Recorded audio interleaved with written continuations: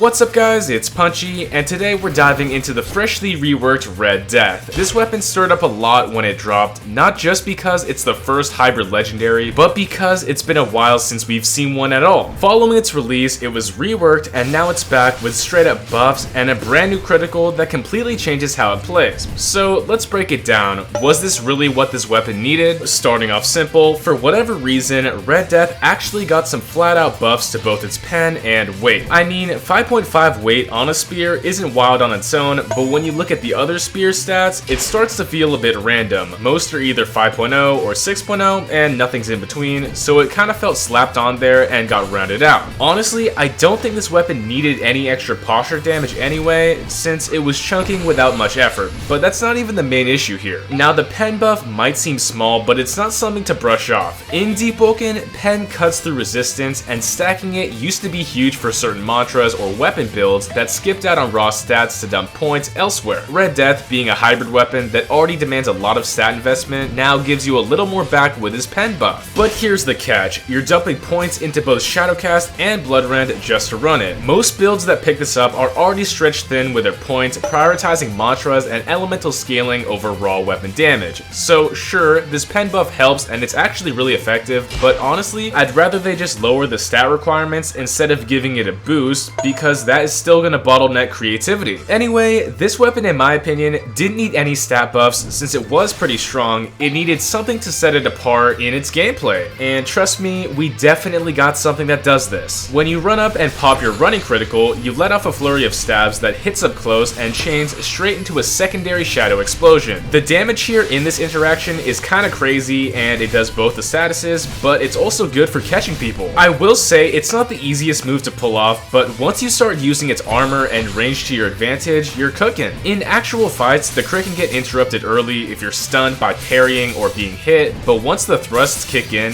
it just powers through and there's no indication of why. Players can still parry and punish if you're too predictable, but honestly, the running critical plays out more like a mix-up than a guaranteed punish. With both of these criticals together, this is when they start working. The normal critical is fast, long range, and nearly impossible to punish from a distance. Meanwhile, the running crit needs you to come up close and is way riskier since people can parry and swing through. If you're at a range, players brace for the normal crit, and if you get close, they expect the running one. After conditioning people in fights, you can flip the script and punish them. So if you run up close, people want to see you do that sprinting crit, but you can bait a punish and, just use the normal one, which is way faster and harder to see coming. Same goes for mid-range, they're gonna rush in to stop your base critical since it's ranged, but you can hit them with a defensive running crit instead. Overall, this weapon still has very little elemental presence with its gameplay, but luckily this new critical changes the gameplay with the Red Death. Do I think this weapon is well designed when it comes to building? No, not really, but right now it's extremely fun to use. Anyway, let me know your thoughts down below because I'm gonna tell the devs and see what we can do. So thanks once again to all the supporters who motivate me daily and directly help out this channel. If you want to join as a member, go down below, but besides that, my own personal Discord, Guild Discord, and my UGC group are linked down below, so check them out. Thanks once again, and make sure to like and subscribe.